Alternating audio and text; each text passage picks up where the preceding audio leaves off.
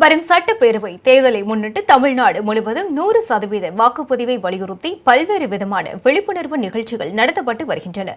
கோவை மாவட்டம் பெரியநாயக்கன்பாளையம் அருகே உள்ள தனியார் பொறியியல் கல்லூரியில் 100% வாக்களிப்பை வலியுறுத்தி விழிப்புணர்வு நிகழ்ச்சி நடைபெற்றது.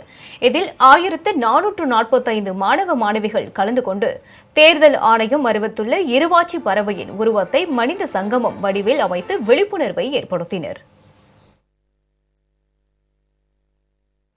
ஈரோடு மாவட்ட ஆட்சியர் அலுவலக வளாகத்தில் கூட்டுறவுத்துறை பணியாளர்கள் பங்கேற்ற ஒரு ஓட்டு ஒரு மாற்றம் விரல் மை நமது கடமை என்ற விழிப்புணர்வு சைக்கிள் பேரணி தொடங்கியது.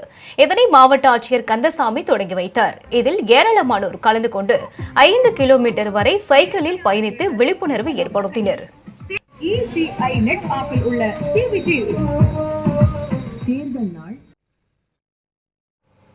திருவாரூர் மாவட்டம் மன்னார்குடி சட்டமன்ற தொகுதியில் 100% வாக்களிப்பை வலியுறுத்தி மாற்றுத்திறனாளிகள் வாகன விழிப்புணர்வு பேரணியில் ஈடுபட்டனர். இதனை தேர்தல் அலுவலர் யோகேஸ்வரன் தொடங்கி வைத்தார்.